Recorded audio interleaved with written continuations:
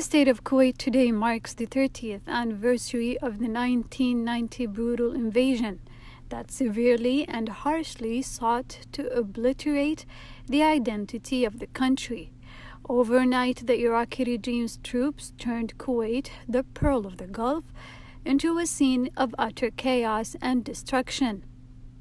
During that time, Kuwaitis tasted agony, felt horror, and experienced the pain of the worst kinds of torture.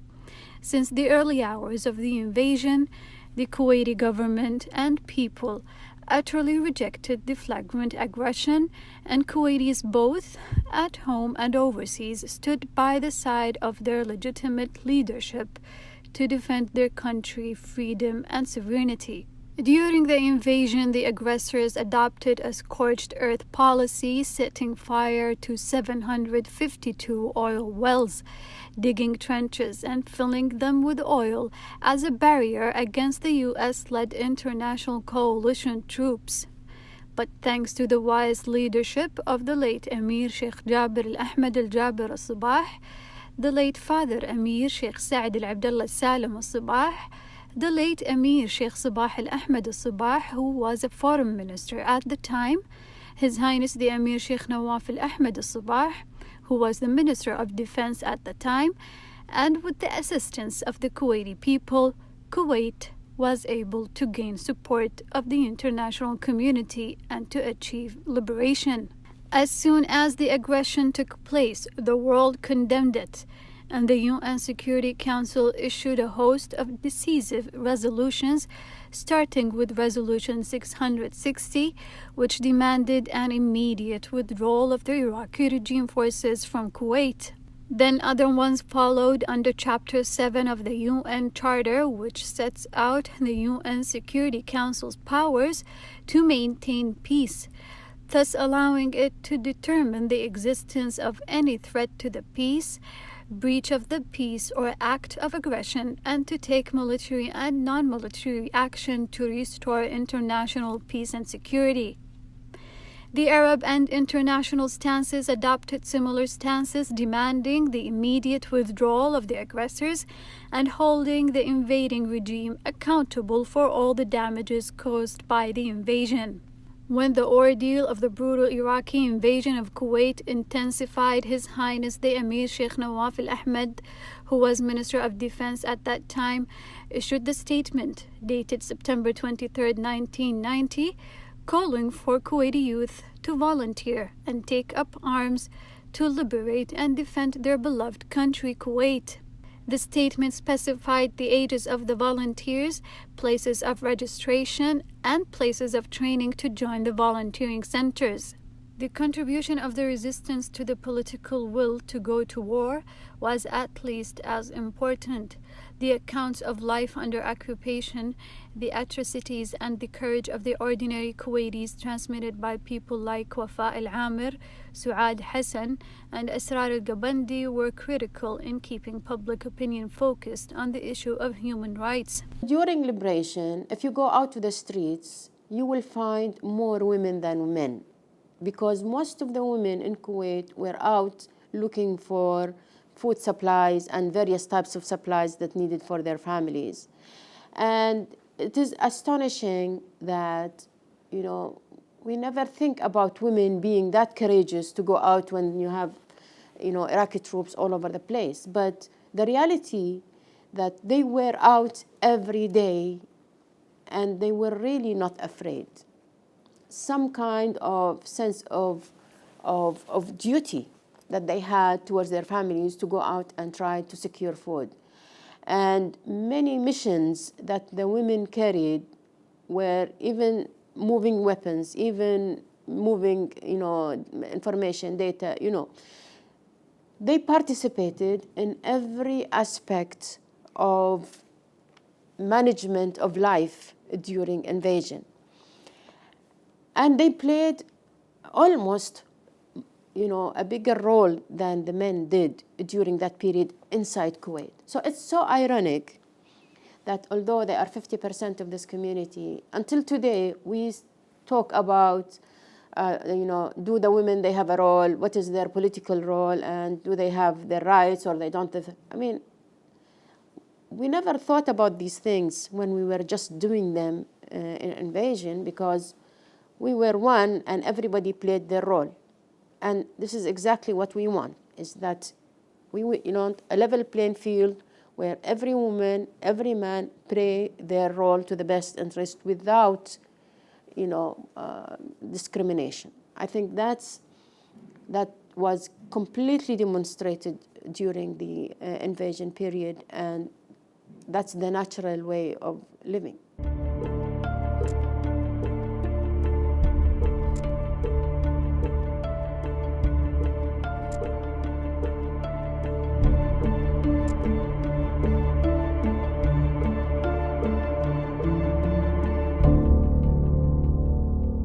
Years have passed since the invasion of Kuwait, an event which has carved out an irreparable scar in the heart of every Kuwaiti. A lot of women perished as heroines and are immortal in our minds, souls, and country's history. These women fought for our beloved country with all their being, until the last drop of blood was squeezed out of them, the last breath in their souls crushed by unrelenting torture. Our Kuwait heroines resonate with every beat of our hearts, and their lives will continue to be celebrated even long they are gone. May Allah bless Kuwait with peace and prosperity. They led resistance. And by resistance, I mean inside and outside Kuwait. Inside Kuwait, they led resistance individually and in groups. Outside Kuwait, definitely, they were leading resistance within groups, and they did their roles into awareness for the foreign media, into bringing the attention of the world to what was going on in Kuwait. Within Kuwait, the women worked with the resistance, and maybe I think the impact was their role within NGOs, and they worked in all sorts of the transition of information, weapons, taking care of groups of other women and men. They played a remarkable role within the invasion. Kuwaiti women played a prominent role in resistance to the brutal Iraqi occupation and topped the scene with her courage and sacrifices over the 7 months of the occupation, and she was the voice of challenge against the invasion, as they played pivotal and dangerous roles in providing food, health care, and all other services to the Kuwaiti society, and igniting the fierce resistance against the invasion, in addition to the involvement of some of them in the underground resistance without adhering to the traditions to restore the stolen homeland.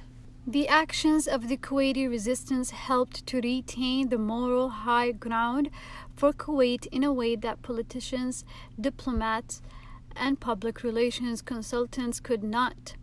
Many Kuwaitis consider women to have been the backbone of the resistance. Among their valuable services were carrying weapons and forging papers, as well as providing many of the organizational skills required to run a complex campaign. At first, the Iraqis tended to treat Kuwaiti women driving alone with respect and restraint. Most of the troops had obviously been given orders to behave with women. Recognizing this, the Kuwaiti women played the Iraqis for all they were worth by carrying concealed weapons and ammunition through checkpoints where men would have been searched. It was an incredibly dangerous task, requiring great courage, for they were completely on their own if the Iraqis discovered their cargo. Kuwaiti women were very much at the forefront of the resistance. The occupation came as such a shock to everyone. The nation was devastated. As a nation of a very proud and patriotic people, everyone felt they wanted to do something to take back our country, men and women, but people were afraid. Women played an important role side by side with the men. What do you think? The women of Kuwait played such an important role. I'm so proud of their action. They took to the streets, they organized and took part in the peaceful demonstrations. These women deserve to be honored. It was a peaceful demonstrations, and they deserve to be honored. Their families and our nation should always remember their strength and their bravery. Yes, as we know, Wafa al-Amir, Asra al-Gawandi and Khulud al-Khamis, women played an important role in the invasion. What do you remember from their lessons? Well, they were vital to the cause in so many ways. I'm proud of their courage. I'm proud of their strength and their desire to stand up, to protect their country, their people, their own freedom. They proved that dignity is really important. And when it comes to your country, it doesn't matter if you're men and women. They actually they are a great example, a role model for all Kuwaitis, not only Kuwaiti women, but all Kuwaitis, men and women. Kuwaiti women were mostly involved in the administration of several utilities like hospitals and grocery stores earlier in the conflict, and later helped in efforts to distribute food and money to struggling Kuwaiti families. During that period, we heard about Saad al-Fadri dying. We heard about Asrar al-Gawandi when she was executed by the Iraqis. And we heard about all the demonstrations that took place during that period. We heard about the people that were taken by the Iraqis as POWs, Samira Ma'rifi and all. So yes, we continuously hear the continuous stream of the news, and it was all by word of mouth.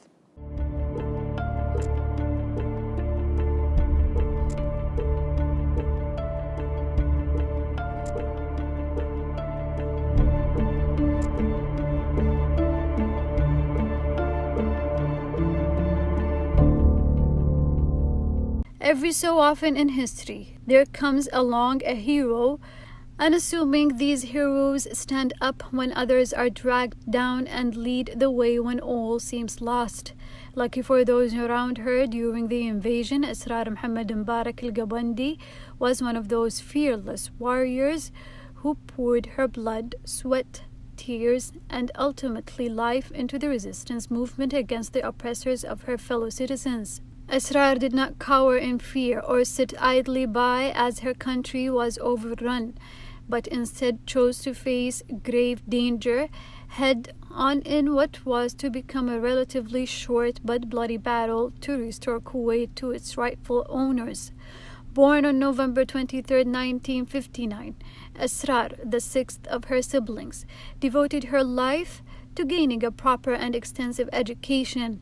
She was educated in Kuwait up until the age of 18 when she left for England for an English language course, and after 3 years earned her high school degree from Colorado in the US.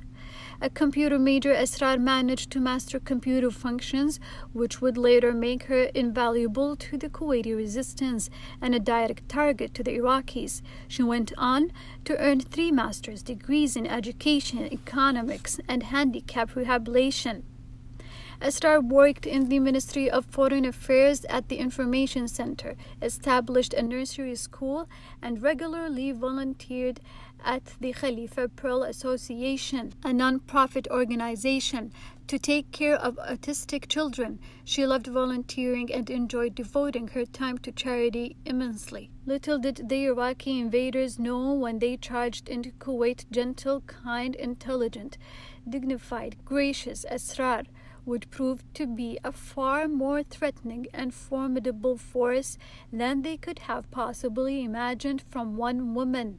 Asrar painfully watched alongside the rest of the world as her country was overrun with maniacal invaders bent on destroying everything in sight.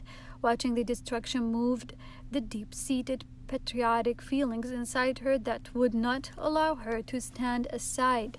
She immediately sprang into action and joined the resistance movement. Asrar al-Gawandi,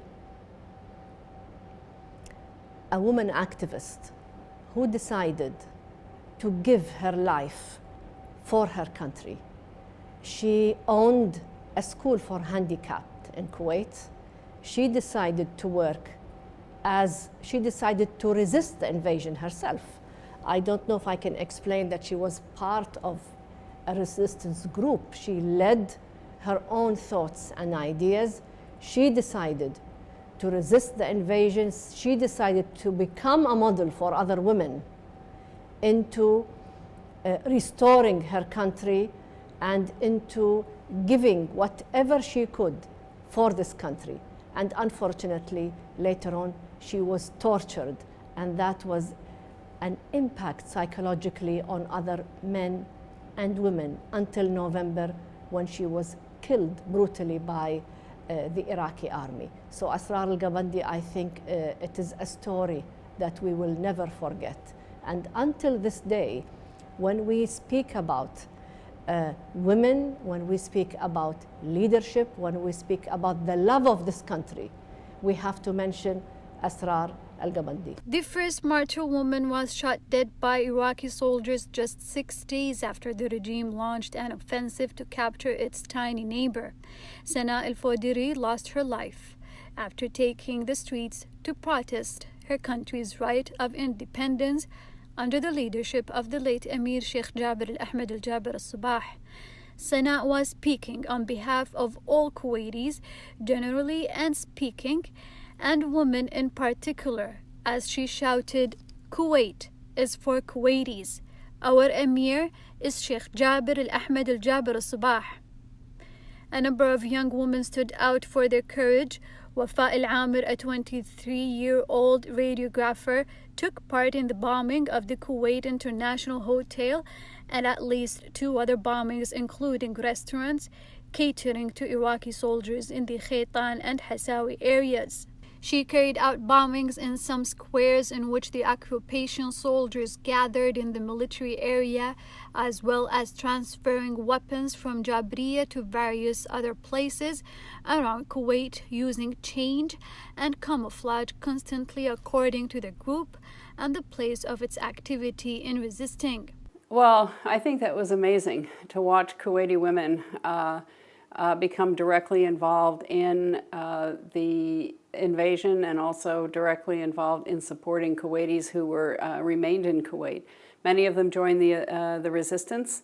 In fact, one of the women that we have worked with to celebrate the 30th anniversary, Lubna Saif Abbas, was part of the resistance, and she was also in the United States and volunteered to participate in the U.S. Armed Forces as well. So women were really critical in, I think, providing supplies, food, support for those who were here in Kuwait, and also make sure that Kuwaitis could be safe and still at some point be part of the resistance. So I think women played a huge role. They should be honored. I had the opportunity to talk and speak with some of the families of the martyrs a few days ago, and it was very clear that it was very important for women to feel that they were part of freeing Kuwait and liberating Kuwait as the build-up and the war went on. Suad al-Hassan, another story about the sacrifices of the Kuwaiti woman during the brutal Iraqi invasion. After the capture of her husband, who was a soldier by the Iraqi forces, the martyr Suad was interested in the field of civil services and cooperated with the Al-Fayha group for the national resistance, and she distributed money and food and transported weapons. In cooperation with the martyr Wafa al-Amir, Suad transported 13 pistols, despite her passing that day at 4 checkpoints. Also with Wafa, Suad provided ammunition and paste for the bombing operations carried out by the group, and among the most dangerous operations carried out was the transfer of weapons from the Sabahiyya area. Then they returned with the weapons to the group members. Since the invasion until now, we can see that there are many heroes, and there is no difference. It's definitely proved that there is no difference between a man or a woman. As long as you're a Kuwaiti, you will find yourself pushing yourself to the exceeded limits to do your best to get the best out of yourself.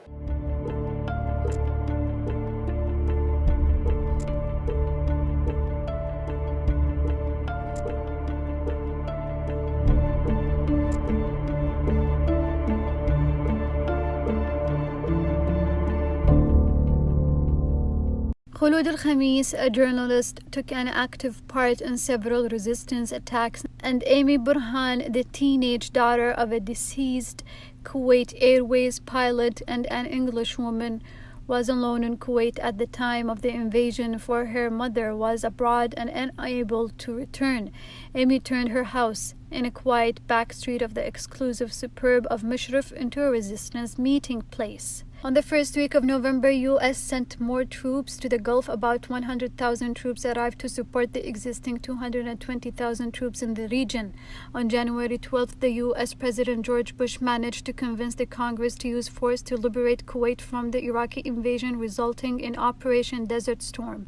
Despite the efforts made by the international community, Iraqi army did not change its attitude at all, and they remained in Kuwait, destroying the country, trampling on human rights.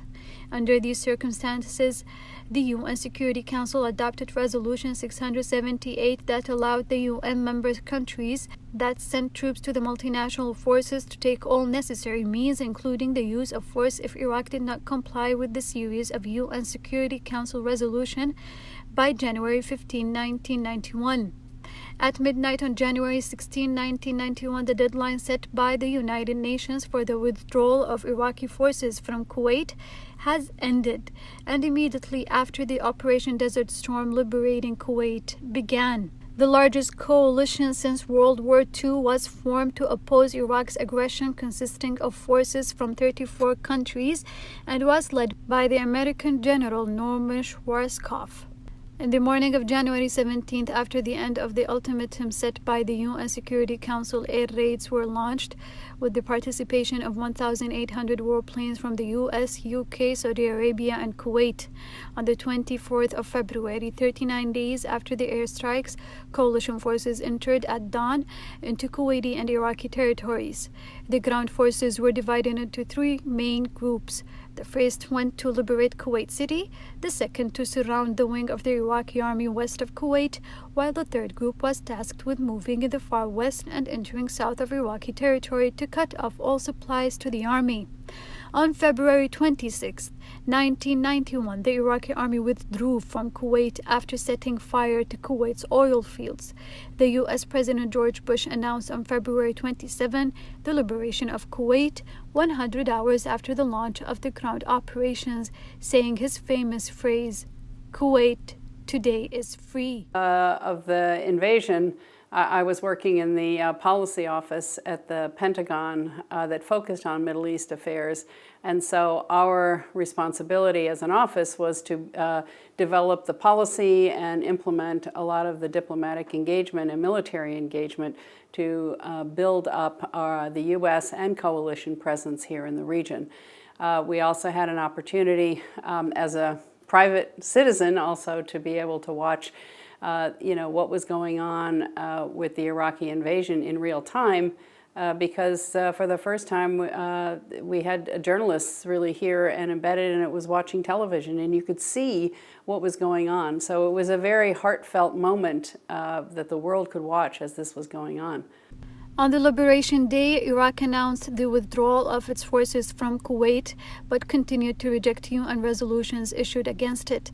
In retaliation, before its departure, the Iraqi troops launched an attack on the environment of the Arabian Gulf and bombed one of the largest Kuwaiti oil fields near the Saudi Arabian border, two major mainland refineries, an offshore loading terminal, and anchored tankers. The Iraqi troops pumped several million barrels of oil into the Arabian Gulf from supply lines between the refineries and an offshore terminal, creating a slick at least 9 miles long.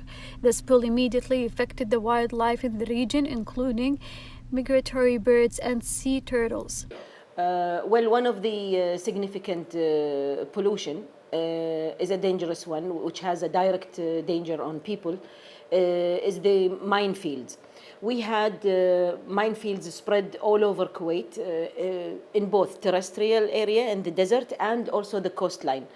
A lot of efforts has been done since then to remove the mines from those locations, but still we still can notice and monitor from time to time, especially after heavy rain. So has Kuwait fully recovered from the environmental damage caused the invasion? Actually, no, because this kind of pollution would take a very long time for the rehabilitation. So one of the things that we had to do also, we had to make a campaign, an awareness campaign to let the people know about the 6th of November. This kind of awareness will let people know for sure how devastating is that kind of pollution and how long does it take to get fixed.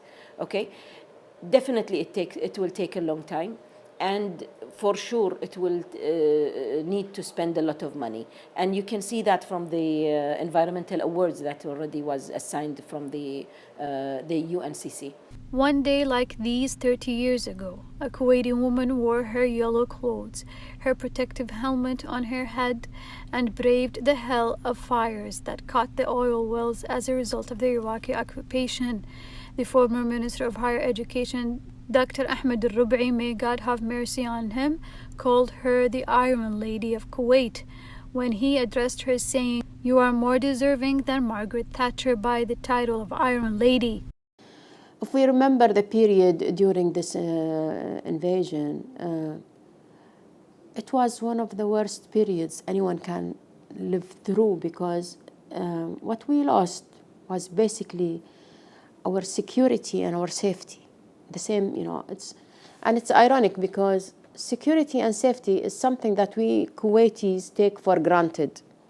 So in Kuwait, most of the people do not lock their doors until today. I mean, we came back to that same conclusion. We don't lock the door. We live in a very peaceful, safe environment. But we missed that. We lost that during invasion. We could no more feel the security. We could no more feel safe at home, because anytime the Iraqis would come and they will search the house or take the material or take someone. So the feeling of security and safety is a basic need of humans, and I explain it the way it's like oxygen in the air. We take oxygen in the air like granted, but the minute you lose oxygen, you immediately feel the loss. And this was the situation we were living in. Until, of course, the 26th of February, where we were liberated, and that's the day that we could breathe again. Although the air was completely polluted, but that was the time we could breathe again, because our safety and security came back with the troops that came. At that time, at the invasion exactly, did you hear about the Kuwaiti women who participate in the war? Yes, of course. I mean, in Kuwait, this is a very small community that you have in Kuwait, and we hear everything, during that period, we had only landlines, so the telephones were only landlines, we didn't have the mobiles. But the word of mouth used to spread in Kuwait like anything. So if somebody sent a message in the morning, by evening, all the Kuwaitis would have heard it. 30 years have passed since the invasion of Kuwait, an event which has carved out an irreparable scar in the heart of every Kuwaiti. A lot of women perished as heroines and are immortal in our minds, souls, and country's history. These women fought for our beloved country with all their being until the last drop of blood was squeezed out of them, the last breath in their souls crushed by unrelenting torture. Our Kuwait heroines resonate with every beat of our hearts, and their lives will continue to be celebrated even long they are gone. May Allah bless Kuwait with peace and prosperity.